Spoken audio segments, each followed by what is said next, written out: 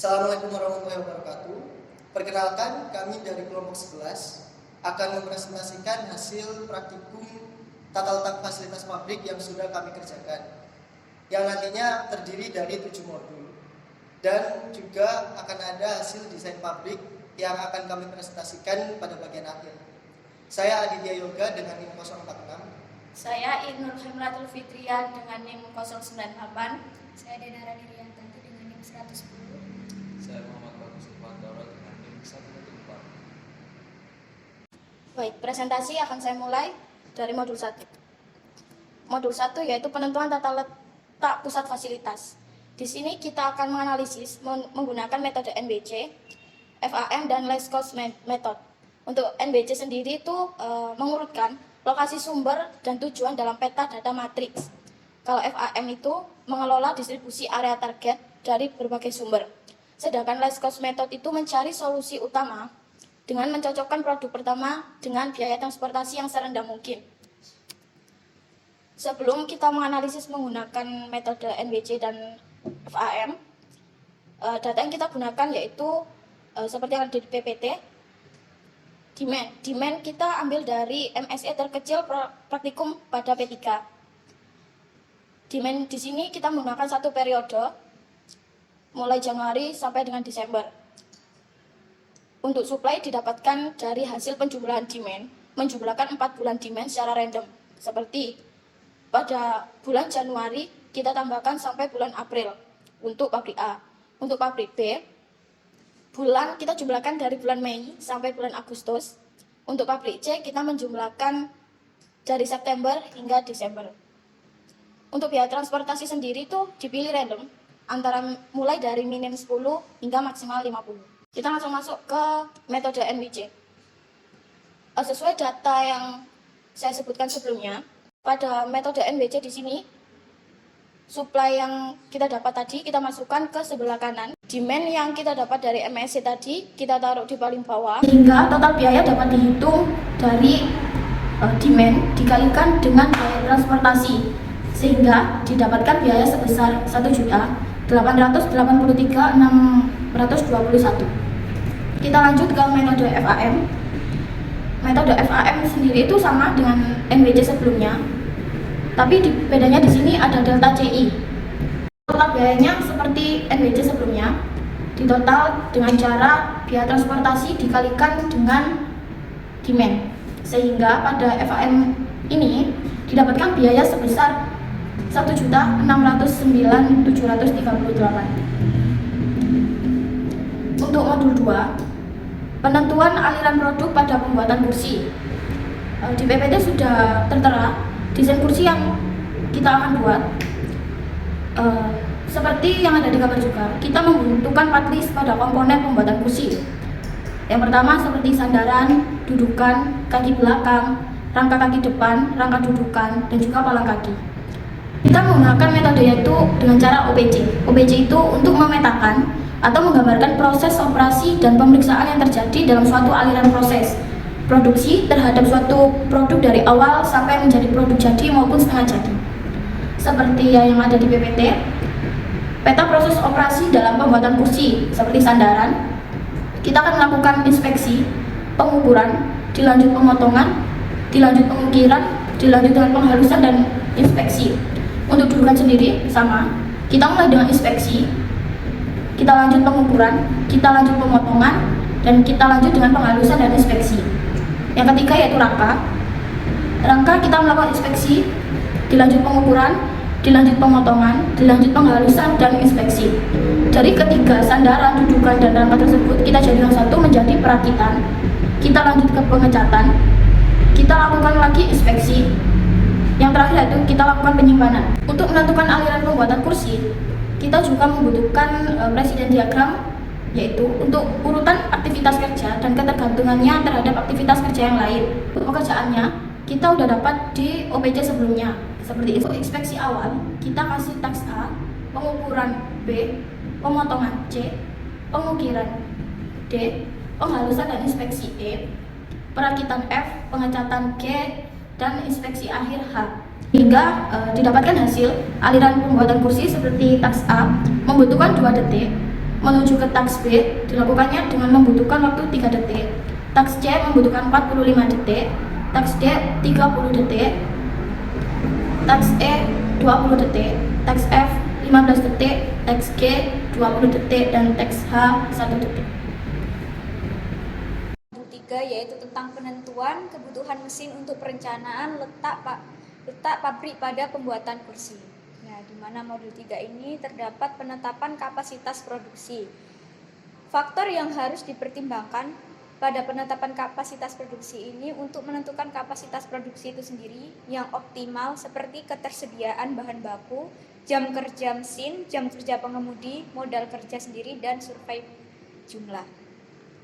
Dan selanjutnya yaitu penentuan jumlah mesin, di mana penentuan jumlah mesin ini pada umumnya dihitung saat fase perencanaan ketika kapasitas produksi ditetapkan. Di mana pada tahapan proses pertama yaitu dari mesin pemotongan, di mana jam kerja per periode ada 8 dan waktu pengerjaan per periodenya 45 menit, downtime yang terjadi per harinya yaitu 11,86 menit, setup time-nya yaitu 0,21 menit, dan defect-nya 2%.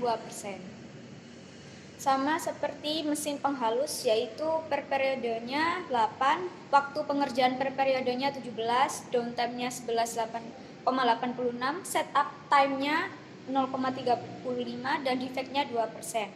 Pada mesin bor yaitu jam kerja per periodenya 8 jam dan waktu pengerjaan per periodenya ada 15 menit, downtime-nya per hari ada 11,86 menit, setup time-nya sebanyak 0,35 menit, dan defect-nya 2%. Nah, di sini terdapat jam kerja, yaitu jam kerja seperti tabel di atas, ada 8 jam kerja, downtime-nya sebanyak 11,8. Analisa data yang digunakan yaitu perhitungan jumlah produk, efisiensi mesin, dan juga jumlah mesin. Dapat rumus sebagai mana perhitungan jumlah produksi PI sama dengan P dikali per 1 min, maka defect-nya P. 2%. Ya, di mana PI yaitu jumlah produk dan P kali yaitu dihasilkan dari demand hari kerjanya, dan 1 kurangi P yaitu didapat dari defect-nya. Untuk perhitungan efisiensi mesin itu sendiri yaitu didapat dari E dikurangi 1, E sama dengan 1 dikurangi ST plus DT dibagi D, di mana E itu sendiri termasuk efisiensi dan ST yaitu didapat dari setup time per menitnya, dan DT didapat dari downtime per hari yaitu DT per menitnya, dan D didapat dari jam kerja per periode mesinnya. Untuk perhitungan jumlah mesin didapat rumus N sama dengan T per 60 dikali PI dibagi D dikali E, di mana N itu sendiri yaitu jumlah mesinnya, dan T sama dengan total waktunya, dan PI-nya yaitu jumlah produk, D-nya yaitu jam operasi, dan E-nya adalah efisiensi mesin.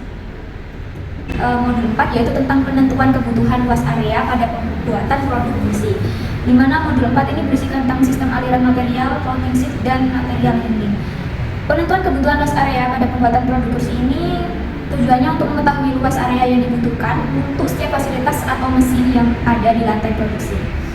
Ukuran kursi anak TK untuk menentukan kebutuhan luas area pembuatan kursi anak TK, di mana di sini sudah ada deskripsi komponen mulai dari kaki kursi depan atau rangka sampai dengan penyimpanannya, dan ada sebelum proses ukuran diterima yaitu mengukur bahannya terlebih dahulu. Setelah itu ada proses ukuran dipakai di mana disesuaikan dengan ukuran yang didesain. Setelah itu untuk scrapnya yaitu dari selisih sebelum dan sesudah proses dibagi dengan panjang sebelumnya jumlah komponen itu sendiri. Mesinnya yaitu dari mesin pemotong, panjangnya 0,65 dengan lebar 0,48, luasnya 0,31. Untuk mesin penghalusnya panjang 0,35, lebarnya 0,1 dan luasnya 0,04. Untuk mesin bornya itu sendiri 0,26, lebarnya 0,21 dan luasnya 0,05. Modul 5 ini berisi tentang penentuan ongkos material handling dalam pembuatan kursi.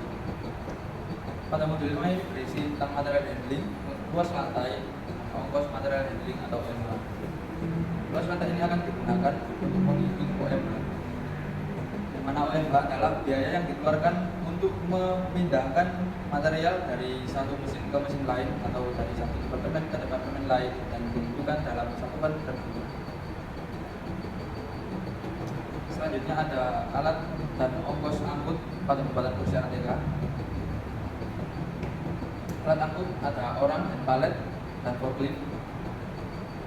Yang mana kami di sini menggunakan forklift dengan biaya Rp258.362. Selanjutnya luas lantai departemen.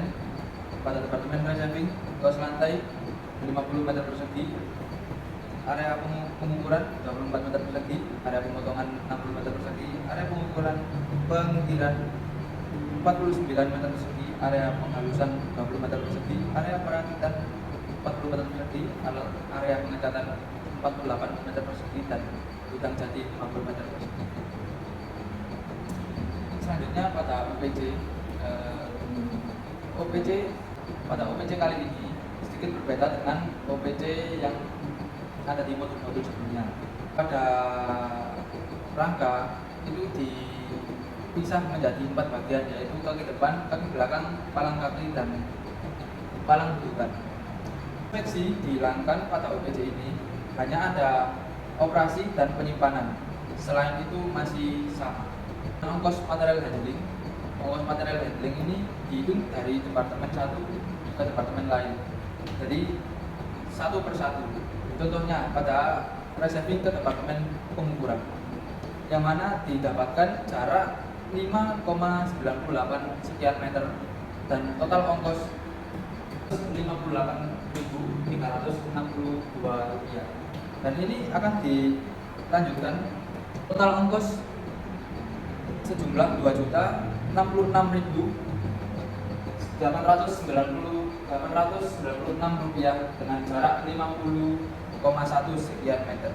Selanjutnya yakni modul 6. Modul 6 ini bercerita tentang analisis aliran proses menggunakan from to chart atau FTC.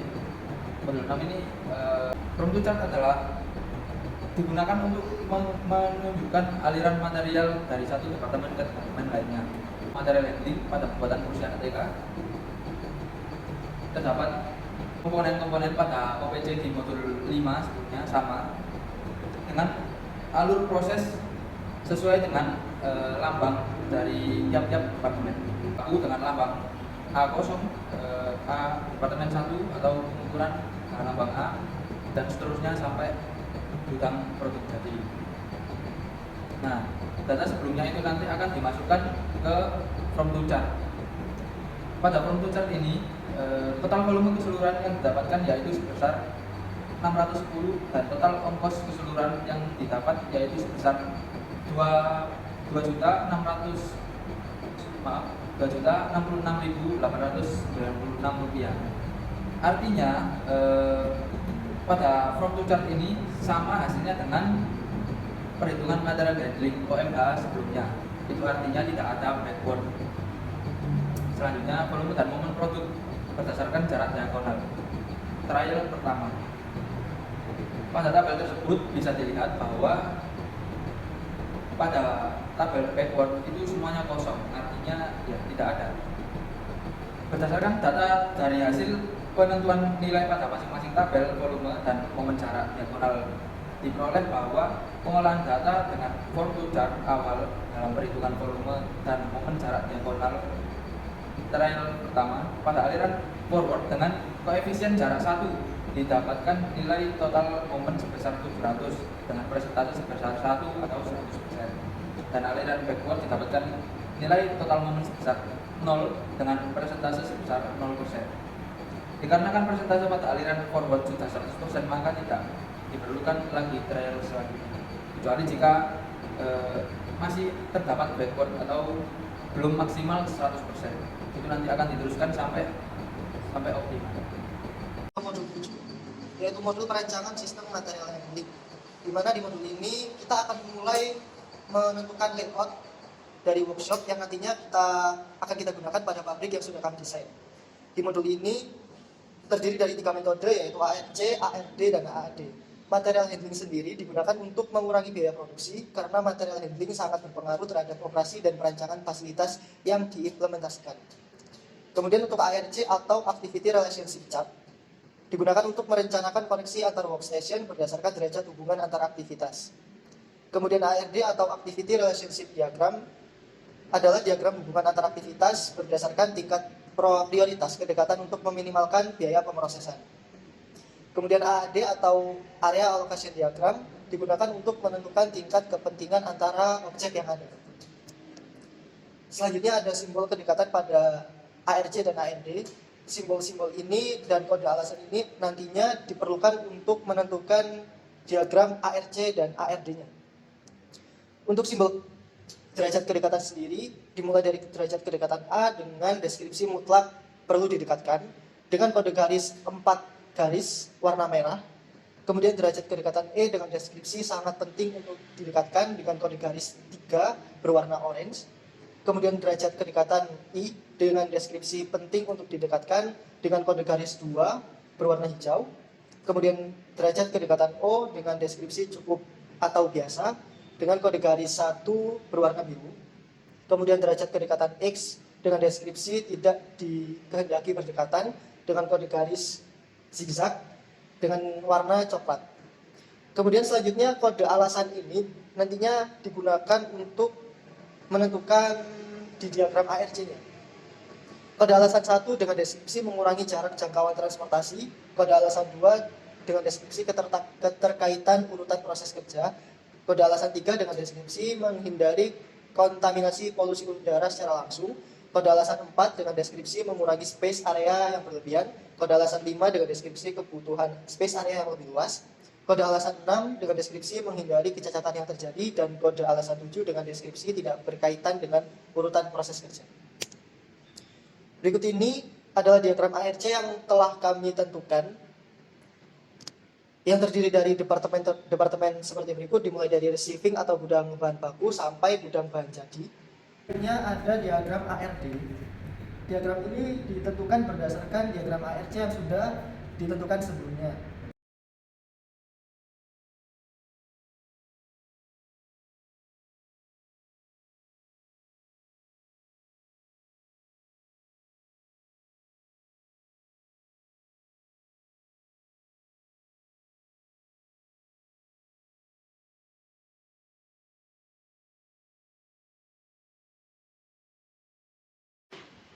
Baik, berikut adalah pabrik yang sudah kami desain.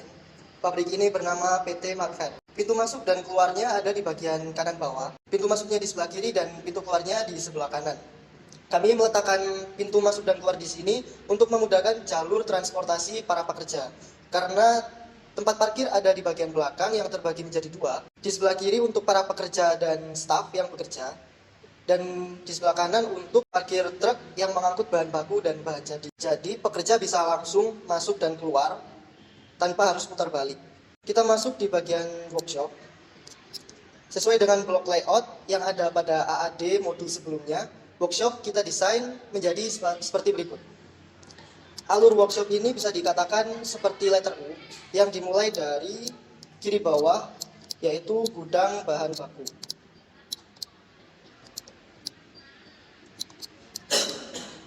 Kemudian kita masuk pada departemen pengukuran.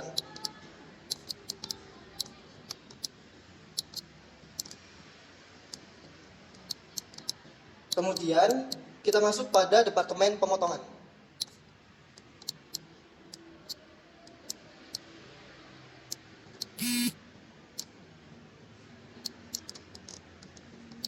Kemudian kita lanjut ke bagian departemen pengukiran.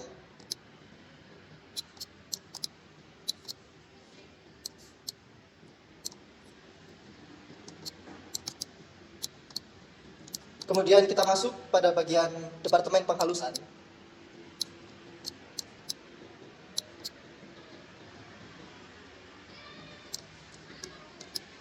Lalu di bagian sini ada toilet.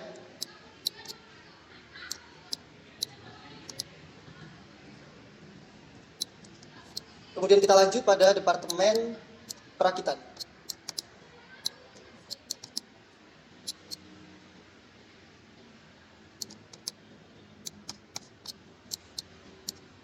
Di bagian sini ada tempat untuk forklift.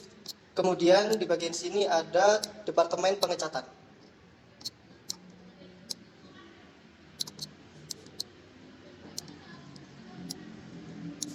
Dan kita sampai pada gudang bahan jadi. Jadi jalur truk yang mengangkut bahan baku dan bahan jadi nantinya akan melewati pintu masuk di bagian sini, kiri dan kanan.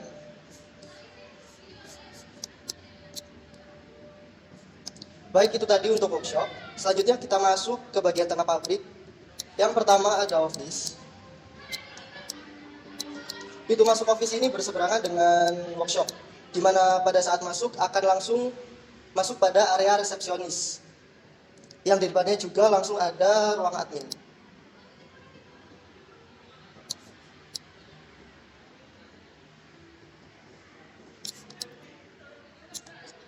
Office ini terbagi menjadi 2 jalur. Jika kita ke kanan, kita akan menemui ruang staf untuk karyawan bekerja.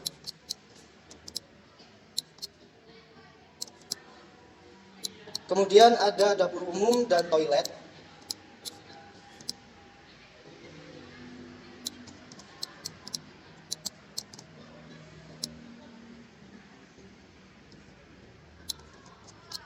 Kemudian di sini ada ruang tunggu untuk tamu.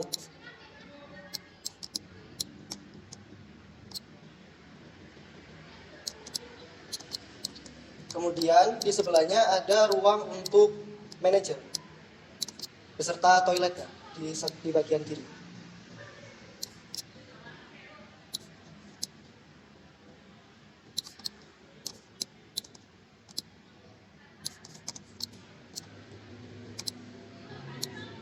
Kemudian jika kita ke jalur kiri, kita akan menemui ruang untuk meeting.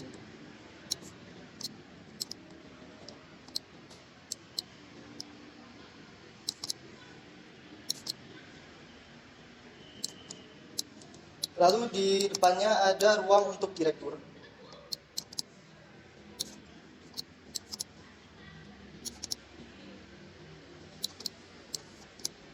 Dan di sebelahnya ada ruang untuk sekretaris.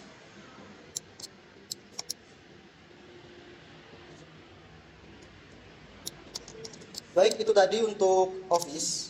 Di sebelah office ada musola untuk ibadah para pekerja muslim. Berikut bangunannya.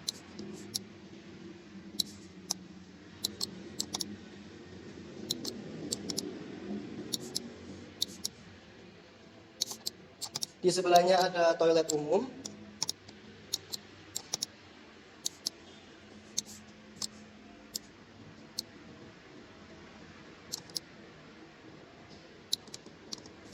Di sebelahnya lagi ada assembly point.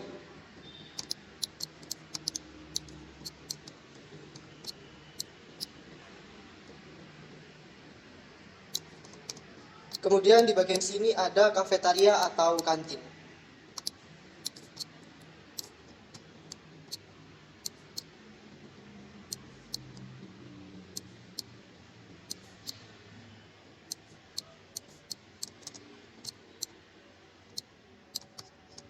Kemudian kita masuk ke bagian kiri dan depan pabrik, yaitu area hijau.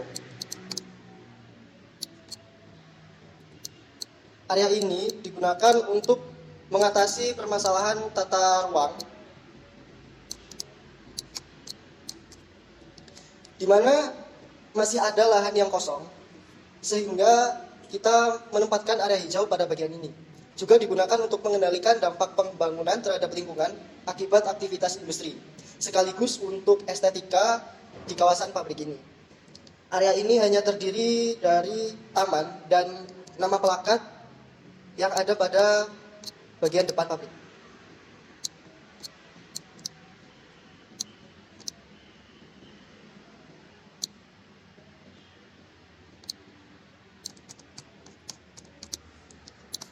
Baik, jalur pabrik ini saya bagi menjadi 3. Ini untuk jalur transportasi kendaraan yang berwarna hitam. Kemudian di sini ada jalur pejalan kaki.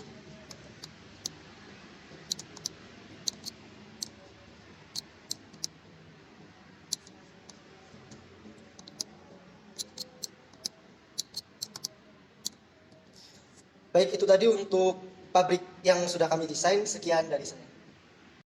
Sekian presentasi dari kami, kurang lebihnya mohon maaf. Kami kelompok 11 undur diri. Wassalamualaikum warahmatullahi wabarakatuh.